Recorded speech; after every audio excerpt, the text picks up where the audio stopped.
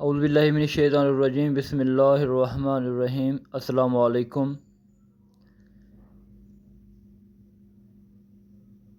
جب مکہ مکرمہ میں کفار قریش نے نبی کریم صلی اللہ علیہ وآلہ وسلم اور آپ کے ماننے والوں پر ظلم و ستم کی انتہا کر دی تو اللہ تعالیٰ کے حکم سے نبی پاک صلی اللہ علیہ وسلم نے مدینہ منورہ کی طرف ہجرت کا ارادہ فرمایا۔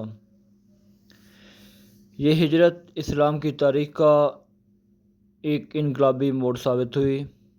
اسی سفر میں ایک اہم واقعہ پیش آیا۔ نبی کریم صلی اللہ علیہ وسلم اپنے وفادار رفیق سفر حضرت ابوبکر صدیق رضی اللہ تعالیٰ عنہ کے ہمراہ رات کے وقت مکہ سے روانہ ہوئے۔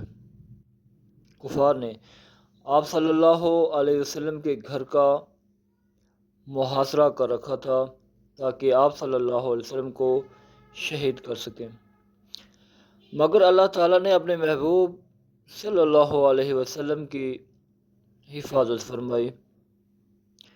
آپ صلی اللہ علیہ وسلم اور حضرت ابوبکر صدیق رضی اللہ تعالیٰ عنہ 3 دن تک غار ثور میں چھپے رہے۔ حضرت اسماء بنت ابوبکر رضی اللہ تعالیٰ عنہ کھانا اور پانی پہنچاتی رہیں۔ حضرت اسماء بنت ابوبکر رضی اللہ تعالیٰ عنہ کھانا اور پانی پہنچاتی رہیں، جبکہ حضرت عبداللہ بن ابوبکر رضی اللہ تعالیٰ عنہ شہر کی خبریں لاتے تھے۔ جب کفار نبی پاک صلی اللہ علیہ وسلم کا پیچھا کرتے ہوئے غار کے دہانے تک پہنچ گئے تو حضرت ابوبکر صدیق رضی اللہ تعالیٰ عنہ گھبرا گئے اور عرض کیا، یا رسول اللہ، اگر وہ نیچے دیکھیں گے تو ہمیں دیکھ لیں گے۔ نبی پاک صلی اللہ علیہ وسلم نے فرمایا، لا تحزن ان اللہ معنا، غم نہ کرو، بے شک اللہ ہمارے ساتھ ہے۔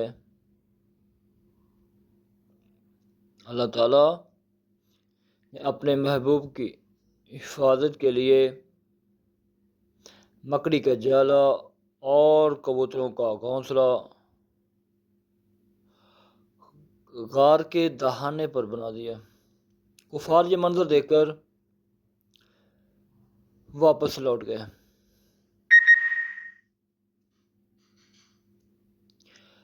غار ثور کا یہ واقعہ ایمان، توکل اور اللہ کی نصرت کا روشن پیغام ہے۔